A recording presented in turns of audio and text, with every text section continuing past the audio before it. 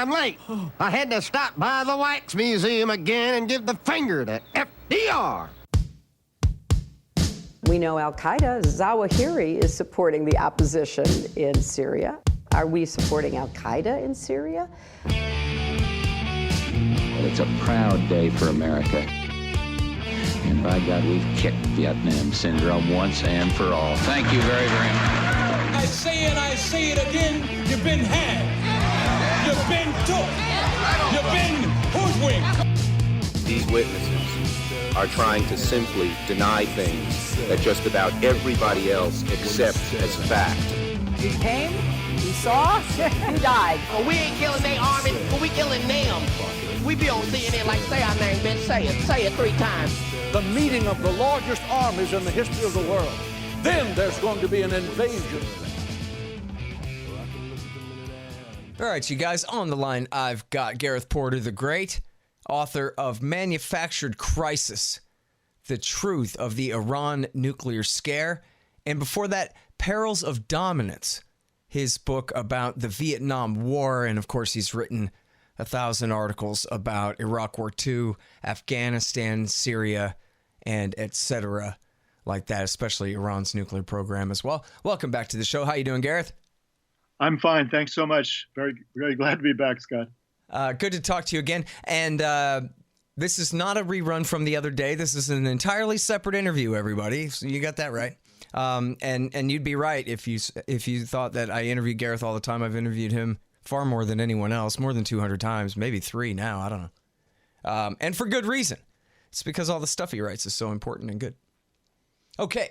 So the reason I've got you on today, though, Gareth, is actually not about a new article that you've written.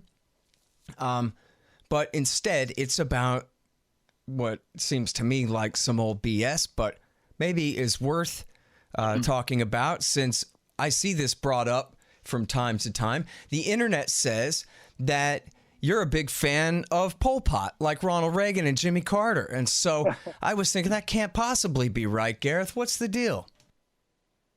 Right. I mean, this is a charge that as you've suggested, I get from time to time. People who don't like what I'm writing at this point about the Middle East like to bring up what I wrote 40 years ago at this point now about Southeast Asia, specifically the aftermath of the Indochina War, specifically in Cambodia, because of a small book that I co-authored and a testimony that I gave to Congress. The book was published in '76, and the congressional testimony in '77, spring of '77. In the book, I essentially was responding to the charge that the Khmer Rouge, the Cambodian communist movement, which inherited power because of the U.S. war in Vietnam and in Cambodia.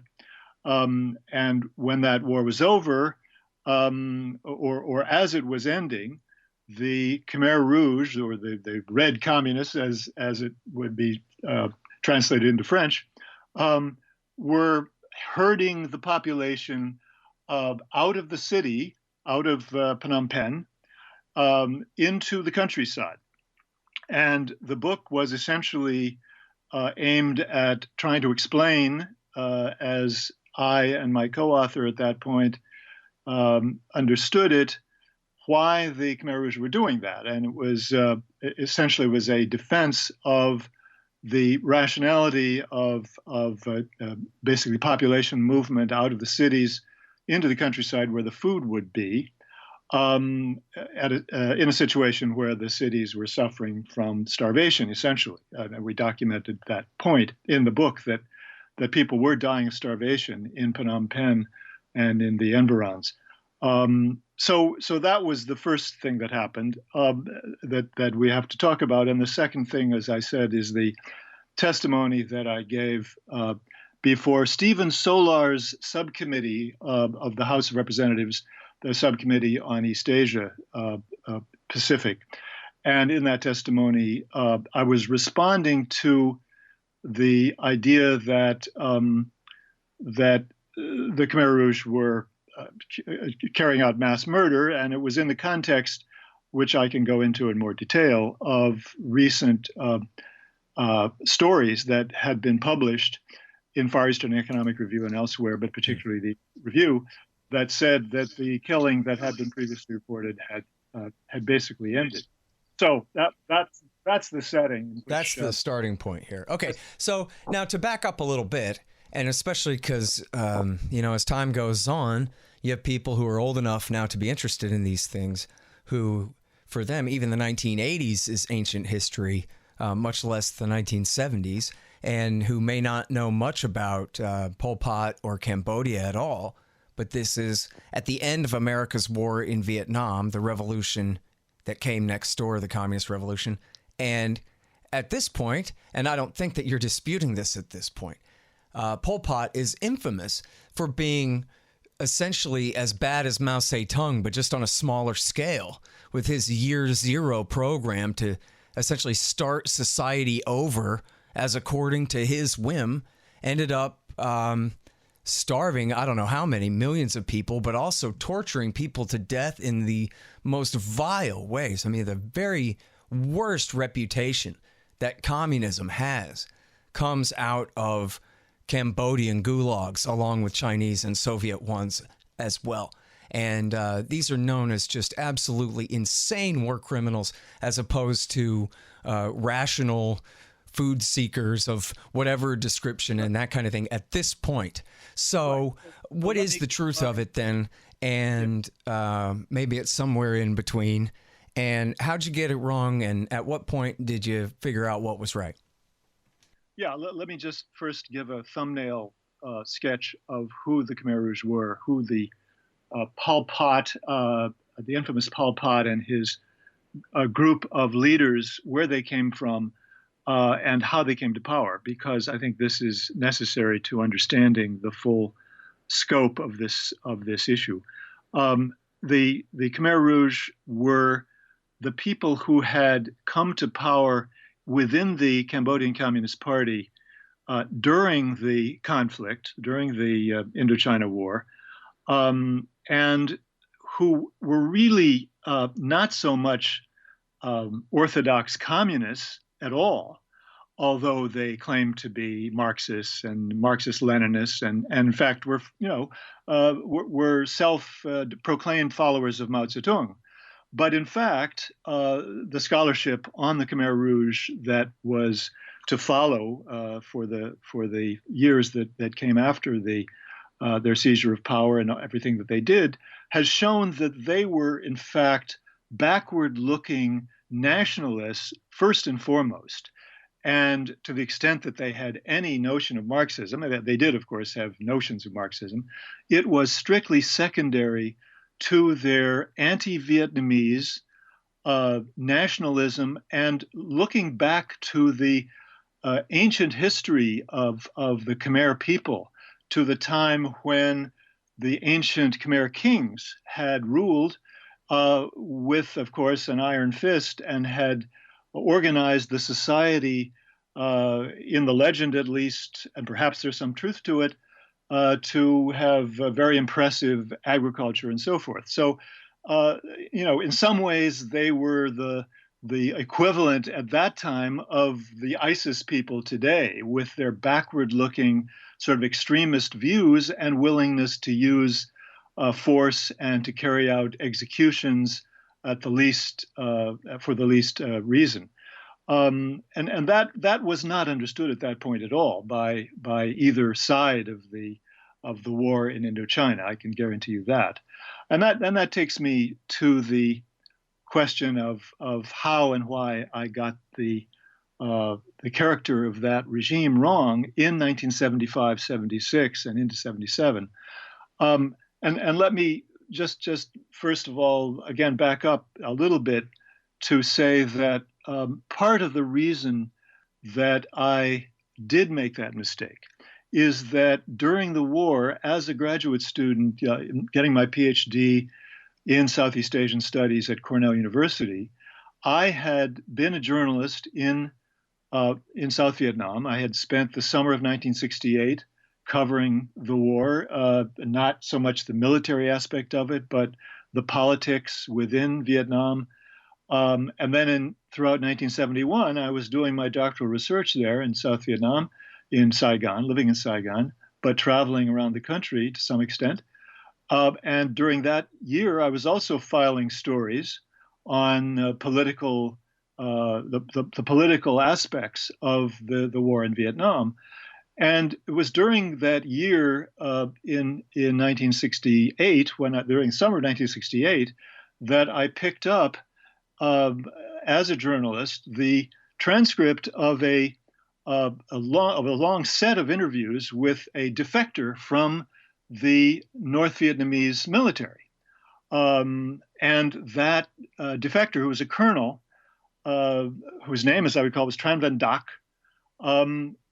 actually provided very strong evidence, which I was able to use in some things that I wrote, that the whole idea that Nixon had put forward for the rationalization for the United States to remain with its troops in Vietnam for 4 more years in November 1969 which was that if the United States pulled its troops out and the Viet Cong and the North Vietnamese were to win the war, they would carry out a terrible bloodbath against not only the troops and the police and the civil servants of the Saigon government, but also against whole classes of people who were the class enemies of the communists in Vietnam. And what I found out from this transcript was that he said absolutely nothing in talking about the post-war plans of the North Vietnamese. He said nothing about any revenge killings or any killing of class enemies or killing of people because they were on the other side in the war.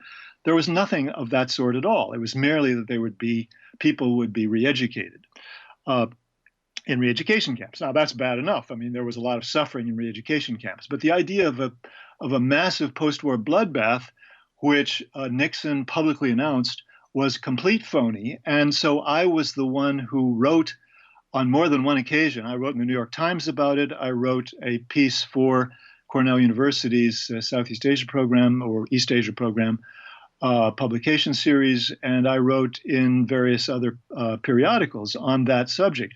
So when I was a graduate student, I was beginning to look for issues where I could debunk a propaganda which was being used to prolong wars or to justify wars. And it was in that context that at the very end of the war in Indochina, in the spring of 1975, that this issue arose of what was going on in Cambodia.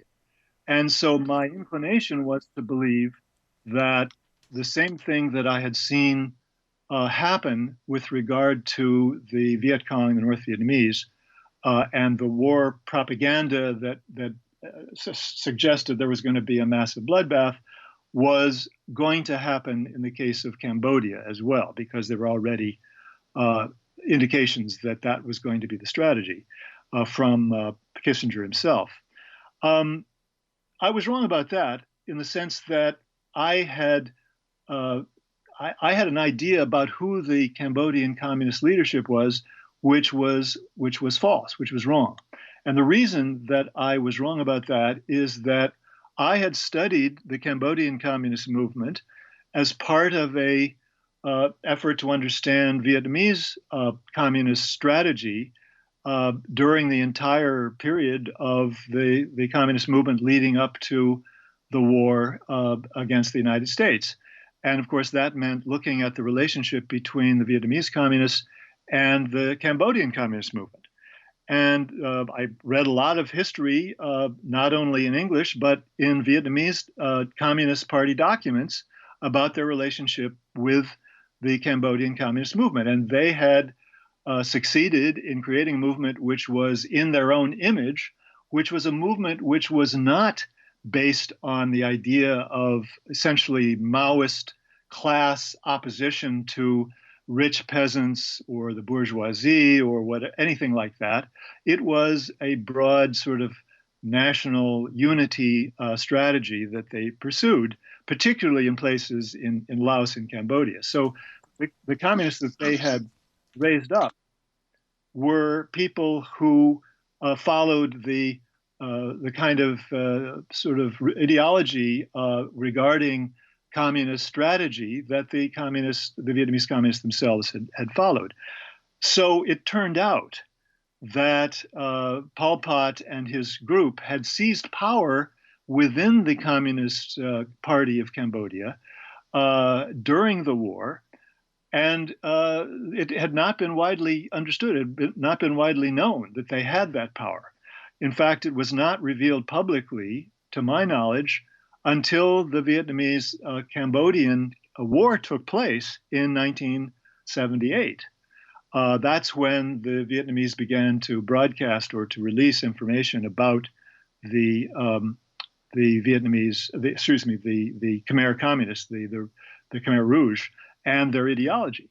So I was writing about this without understanding who this leadership really was, and I was assuming, in fact, that the leaders were three Khmer communists who had been, all three had gotten PhDs from the Sorbonne in Paris and were relatively moderate. They were radical, all right. They were radical Marxists, but relative to the Pol Pot group, they were moderates. So that was the basis on which I wrote that book. Sorry, just 1 second. Hey guys, here's 2 important books you need to read. No Dev, No Ops, No IT by Hussein Badakhshani. It's about how to run your technology company like a libertarian would. No Dev, No Ops, No IT by Hussein Badakhshani. And check out this great new dystopian novel by a friend of the show, the great Charles Featherstone. It's called Kesslin Runs. It's about the very near future. I think you'll like it. Okay, just to make sure I understand on that last point, you're saying that you didn't even learn the name Pol Pot until after the Vietnamese went to war, really to liberate the Cambodians from their new communist regime there? I think the name Pol Pot was already being used in 1977, but the actual role that this group played in the communist movement and how they got power, certainly I was not aware of certainly by 75 and early 76. Mm-hmm. And I don't remember exactly when I discovered anything at all about the Pol Pot's name itself, but that did come later after I wrote the book. Okay, so now you're talking about how, so your mistaken presumption was that it was this group that had been, the importance of their group being sort of founded by the Vietnamese chapter across the border there, was that they were really based on anti-colonialism first, independence first, and deal with the other stuff later kind of an attitude. Whereas then I think you're implying here that in Cambodia, they really were all those things that you were saying the Vietnamese were not, in terms of, being revolutionary down to the very finest aspect of society. Well, I mean, they were revolutionaries in the sense that they were carrying out a revolution, obviously, but it was certainly not an orthodox communist revolution. I mean, that's the most, the plainest and the most basic way in which you can characterize the nature of that leadership. What's the settled number of dead now, internally killed by the Communist Party there when they came? I don't know that there is a settled number because, it's always been based on very broad estimates, which are simply, at best, they are projections of very localized numbers. And so, I mean, it's certainly, 1 to 2 million would be in the area that is widely accepted. I think that's fair to say. Mm-hmm. And then, and so can you describe a little bit about, I mean, when I say revolutionary down to the finest aspect of life, I mean, I don't just mean overthrowing power. I mean, overthrowing total control over everyone. They created a totalitarian system that was, which is kind of funny considering how primitive their technology was to be able to enforce such a thing. But they really you know, they ran that society absolutely straight into the ground. I mean, how do you kill? And it took them how long to kill 2 million people? Like a year or something? 2 years before the Vietnamese invaded? Well, it went on from 75 to 78. Okay. So 3 years. Yeah. Okay. There were waves of it. It started and stopped, started and stopped. And to a great extent, I think it's important to understand that much of that killing was based on the idea that large parts of the Cambodian Communist movement itself had somehow sold out to the Vietnamese, and that those people had to be rooted out and killed, and anyone who had any relationship to them, their families, their friends, their associates, had to be rooted out as well. So a large part, I'm not suggesting that it was, that it was 80% or 75% of the killing had to do with association with or links with the Vietnamese, but certainly a very large percentage of it did. And also there was this very powerful, very strong Khmer Rouge hatred of the people who had lived in the cities. Anybody who was living in the cities was highly suspect, because that's where the government had existed that the United States used to be able to carry out its bombing of the countryside during the Khmer War, during the Cambodian War. Now, I haven't really alluded to this, but it's very important to understand the reality that took place in Cambodia from 1969, not just 75, but from 1969 until 1973. Well, and I mean, there was a coup in what year where they established the government? So the coup against Norodom Sihanouk was in 1970, and immediately the South Vietnamese government troops began to go into Cambodia to try to clean out the communist South Vietnamese communist troops who were already ensconced there, and the war basically entered into Cambodia in a big way. And soon after that, the U.S., which had carried out a set of bombings even as early as 1969 inside Cambodia, where they believed the Viet Cong had their bases in eastern Cambodia on the Cambodian South Vietnamese border, they began then to widen the scope of the bombing by B-52s and fighter bombers to all the places where the Khmer Rouge began to rise up. They began to organize because of the opportunity given them by the overthrow of the Sihanouk government. The Khmer Rouge began to rise in various places throughout Cambodia, but particularly in the east. And wherever there were signs of the Khmer Rouge organizing, the U.S. bombed entire villages and in some cases cities. And as a result of that, the best estimate that I've seen of the number of Cambodians who were killed is up to 150,000 were killed in that bombing, which was, very indiscriminate in its character by definition when you use B-52s. Well, and I forget which documentary it is where they show the clip of the Air Force commander explaining that, well, they kept shipping us bombs, and so we kept bombing just because we couldn't let the stockpile of munitions build up like that. That is the way things work. That's absolutely right, yeah. But so the point I'm trying to make here is that the Khmer Rouge developed in the shadow of the U.S. bombing, and because of that U.S. bombing, they had a very powerful animosity toward everybody on the other side who were being protected by the Americans. And so those people were regarded as the enemy automatically. And they were punished in various ways by the Khmer Rouge. When they got to the countryside, they were treated with the greatest degree of suspicion. And of course, in many cases, they were punished by accusing them and putting them in jail and, as you put it, torturing them. and ultimately killing them. So that was another aspect of the mass killing by the Khmer Rouge. And another thing that happened was that they refused all outside assistance to provide both medicine and food in a situation where it was clear that that society was suffering from massive hunger and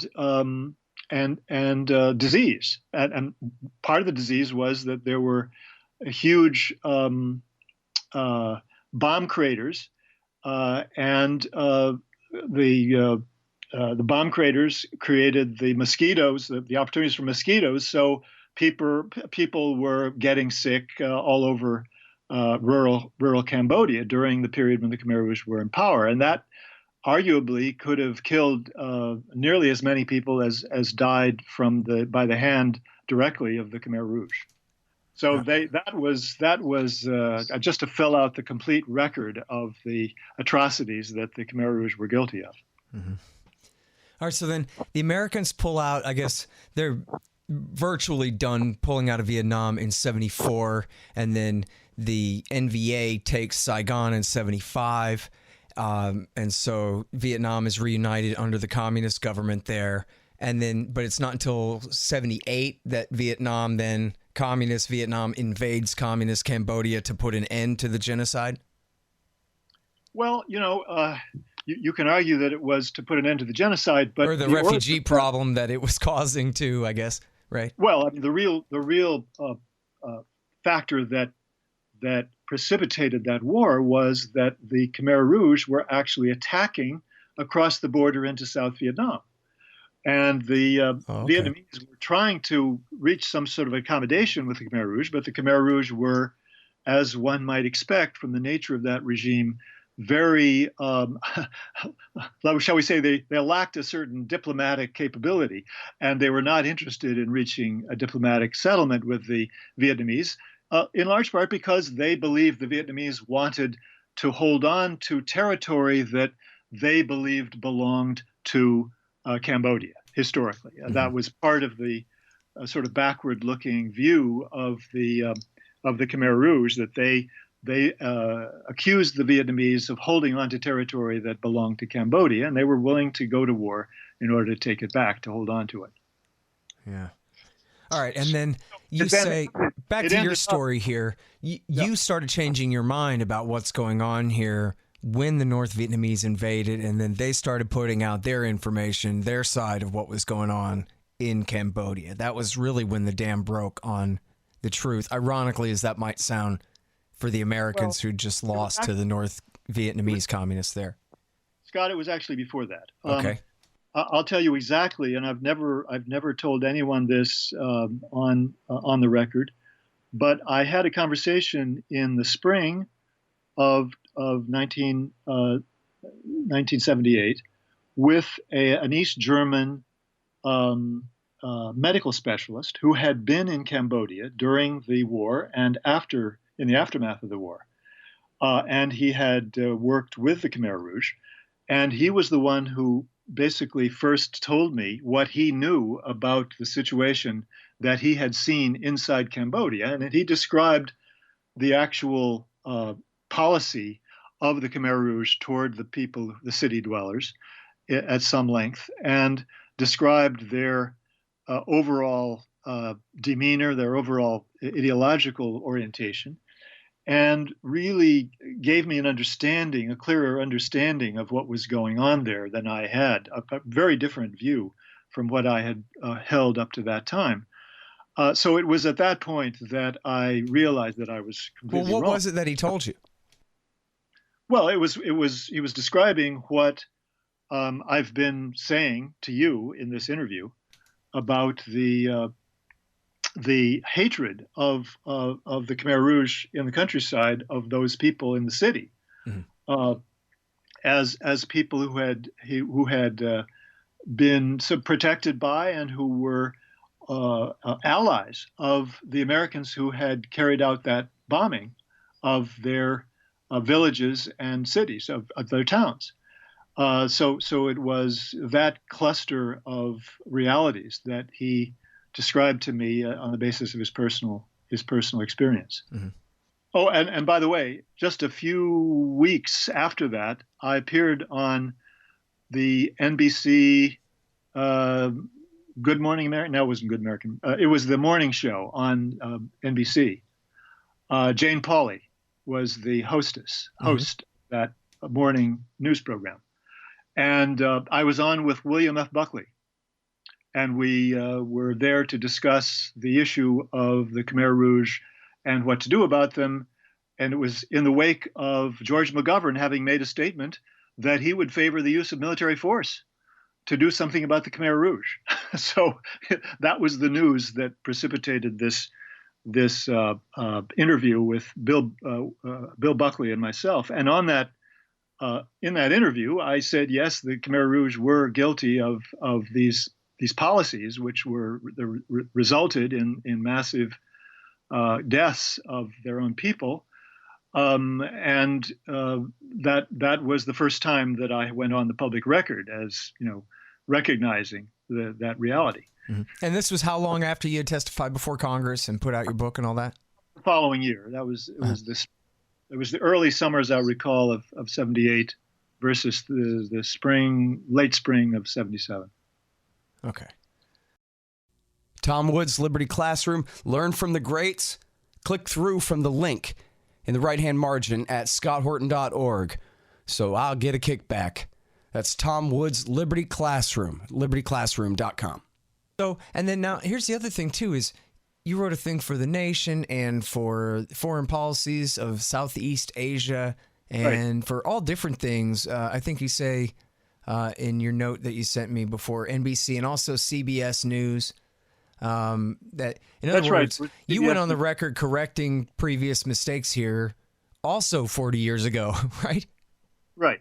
Yeah. I mean, there are a number of things that I've written which accurately, I think it's fair to say, accurately describe the policies of the Khmer Rouge, and basically describe them in terms that shows that they were not orthodox communists at all, but really backward-looking nationalists, extremist nationalists who looked to the early Khmer rulers, the totalitarian early Khmer rulers, if you will, as the models for the policies that they were carrying out inside Cambodia. Yeah. Now, this isn't just a, no true Scotsman kind of thing that if it didn't work, then that's how you know it's not really communism or whatever kind of cop-out, though. Right? I mean, Mao Zedong was plenty communist, and he went about the same sort of policies, starving everybody to death and everything, right?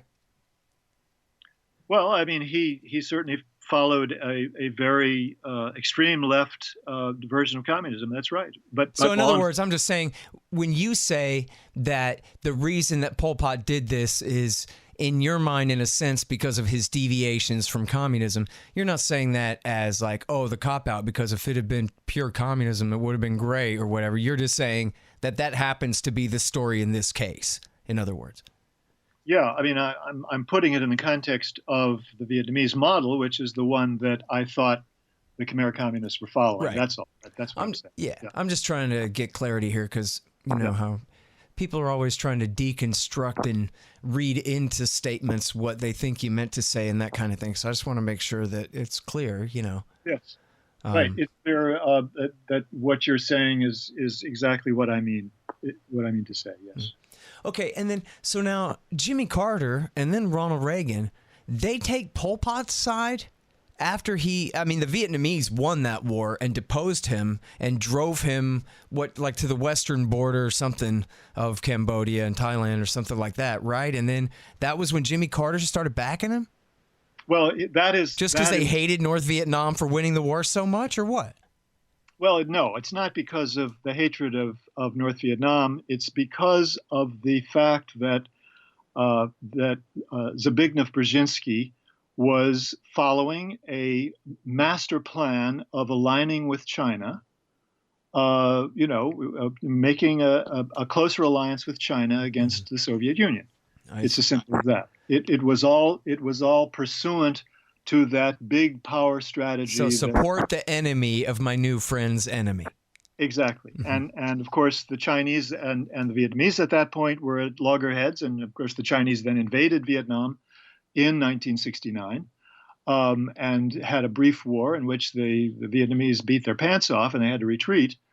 But the policy of the United States was already one of aligning with the Chinese, and that meant as well having a very soft policy, a tolerant policy, shall we say, toward the Chinese strategy in Southeast Asia, in Cambodia specifically, of supporting the Khmer Rouge against the Vietnamese.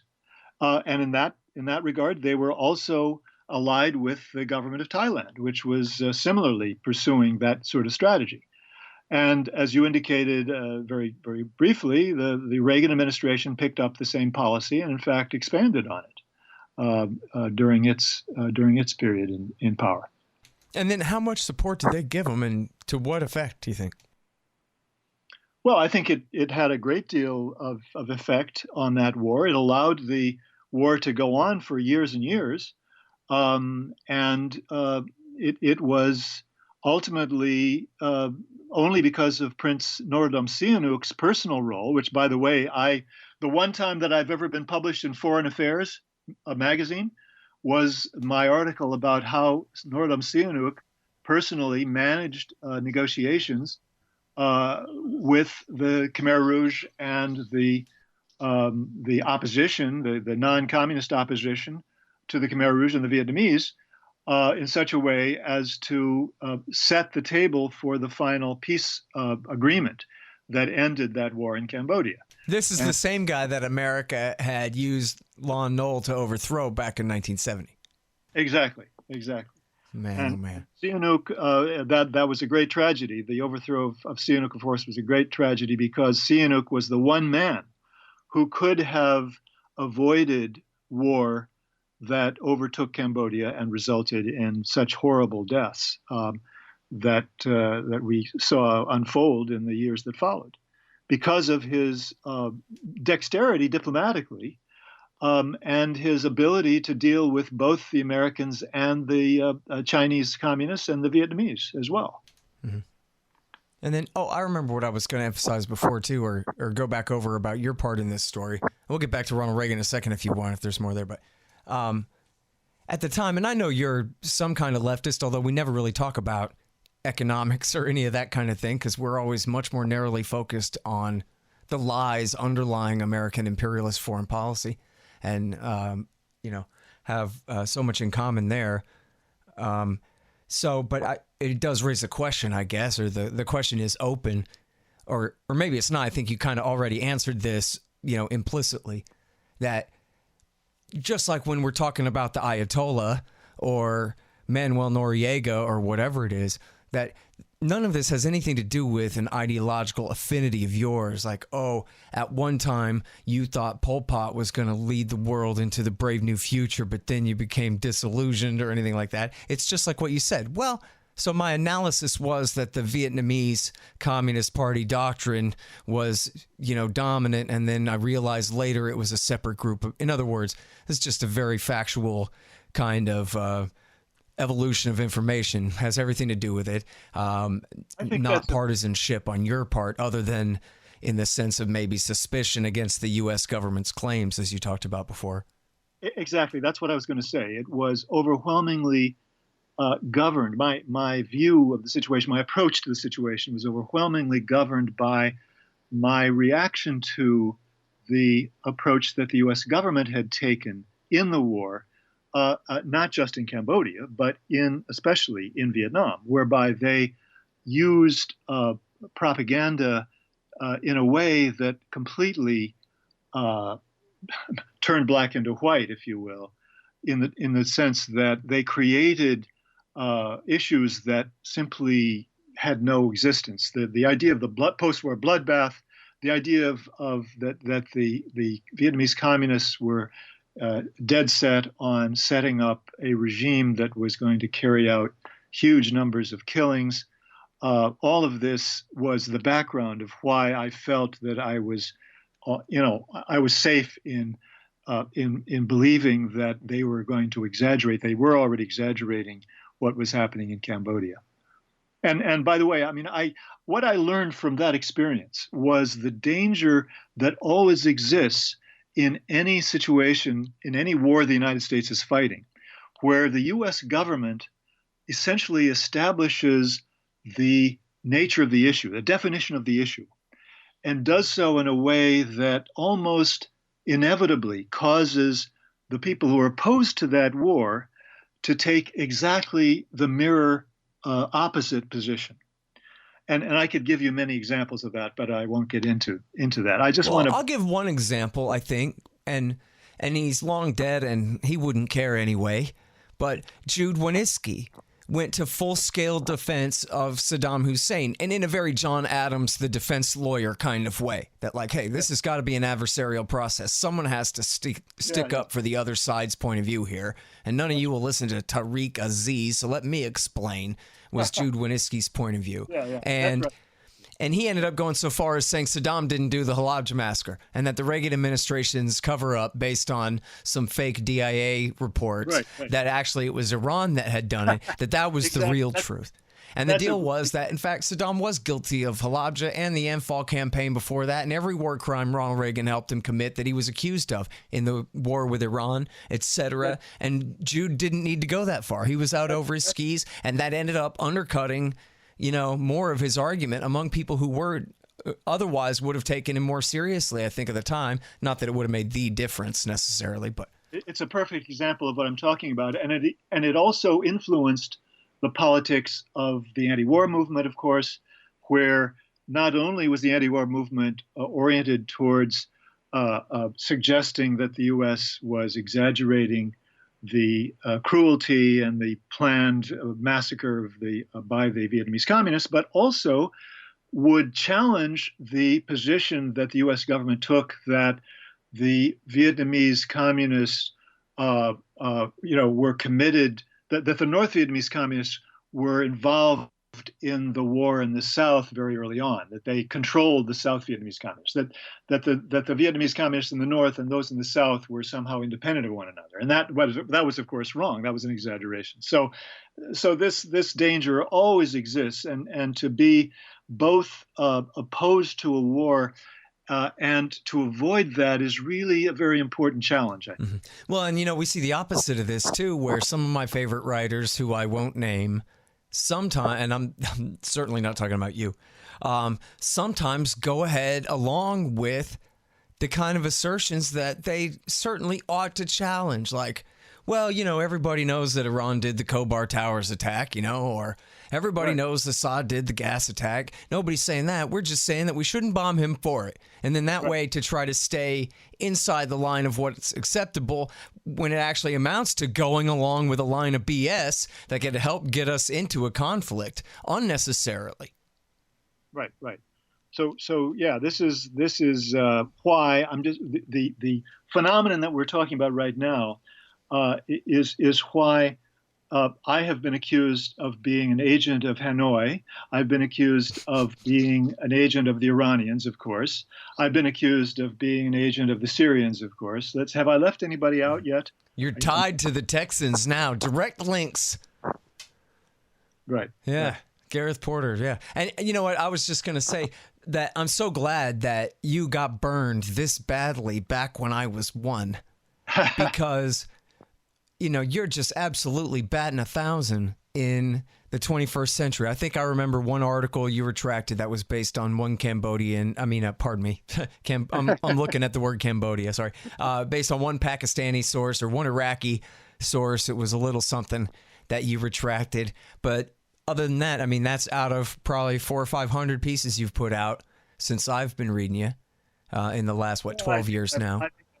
I think I've made some errors in the way I've tried to put together the storyline more than once, but in terms of big issues, I certainly have been much more cautious, and I have demanded, in a way, a higher level of evidence before basically coming to a major conclusion about an issue than I think is normally the case for journalists. I think it's fair to say that I have become much more cautious about the necessity to line up multiple sources, multiple kinds of evidence that is consistent, and ruling out every other possible evidence to the contrary before I satisfy myself that it's okay to take that position. Mm-hmm.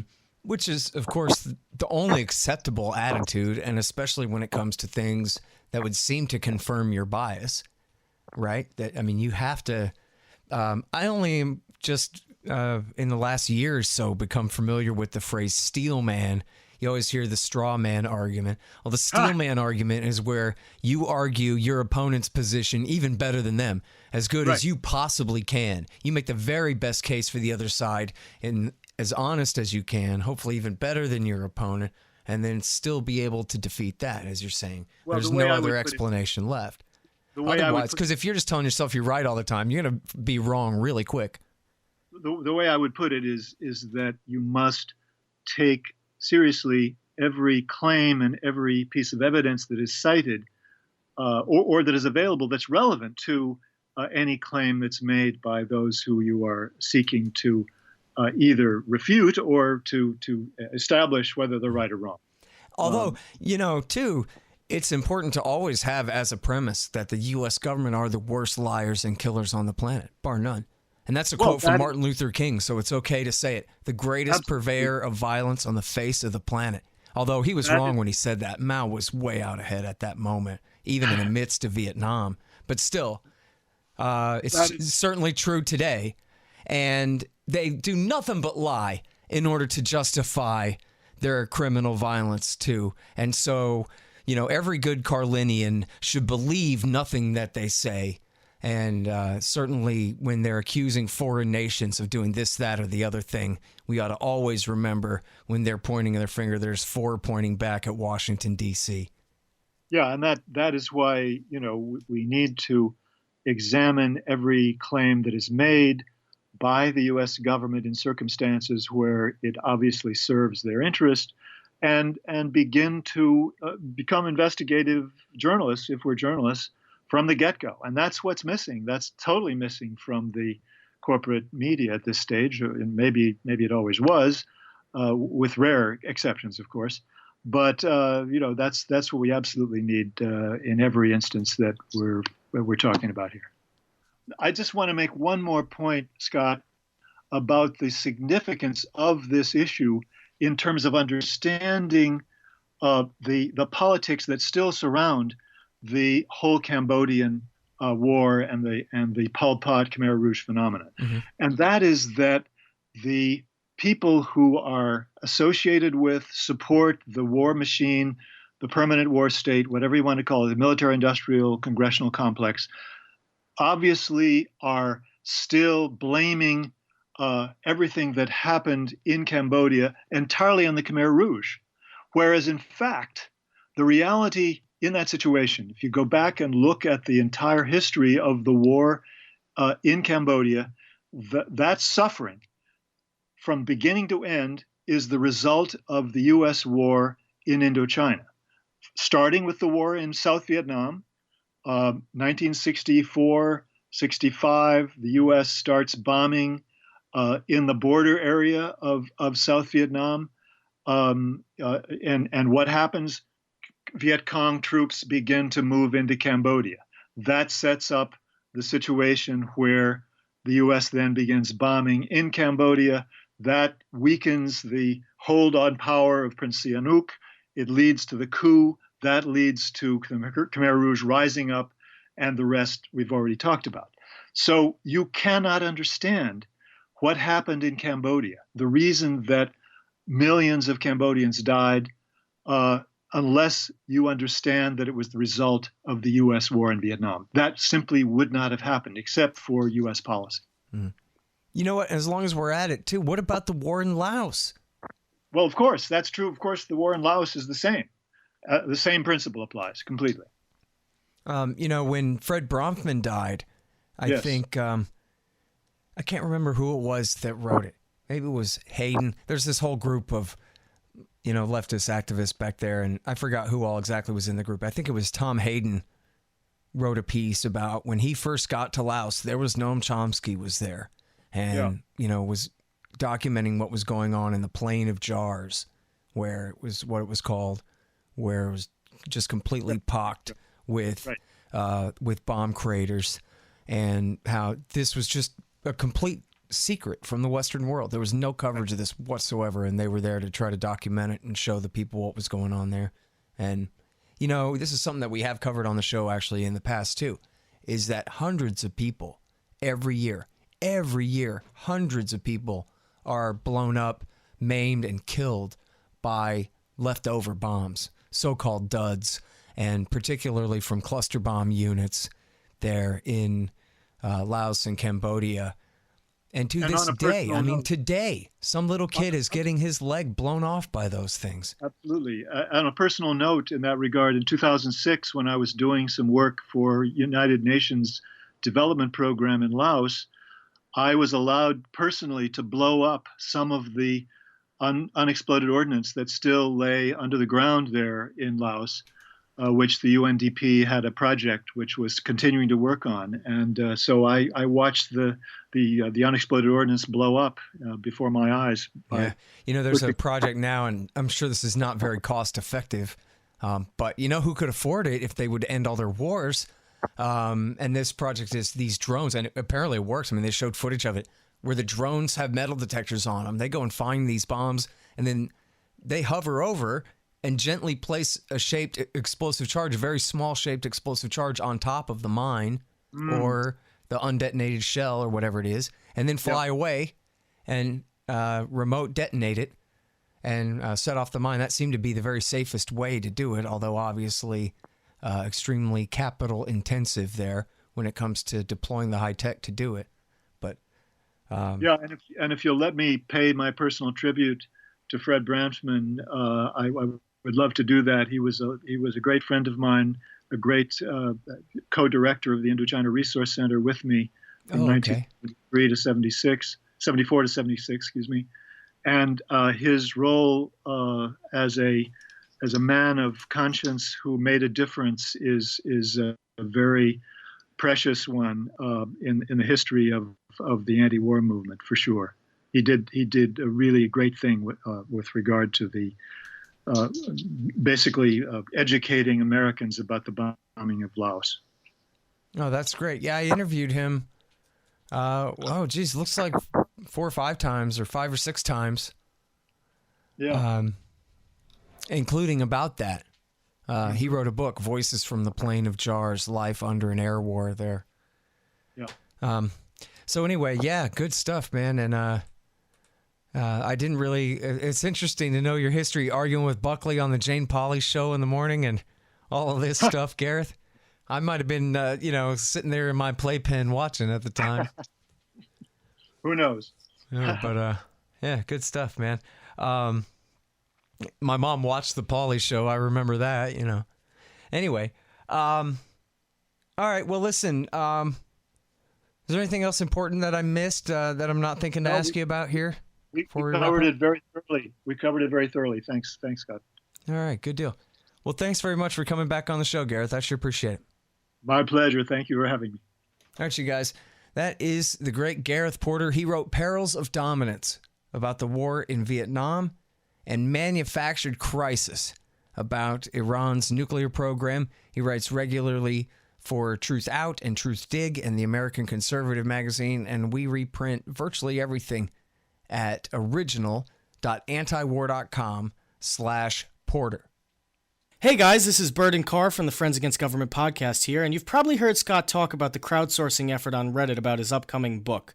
All you got to do to get in is to donate $5 a month to Scott's Patreon and request to join the private Reddit group. In Scott's Reddit group, you will find a pinned post outlining the details for how you can help find source material for Scott's upcoming book by listening to archived interviews and taking a few notes. If you have any questions, feel free to reach out to either myself at BirdArchist or Carr at CarCampIt on Twitter, and we'll be happy to help. We look forward to seeing you in there. All right, y'all. Thanks. Find me at libertarianinstitute.org, at scotthorton.org, antiwar.com, and reddit.com/Scott Horton Show. Oh, yeah, and read my book, Fool's Errand, Time to End the War in Afghanistan, at foolserrand.us.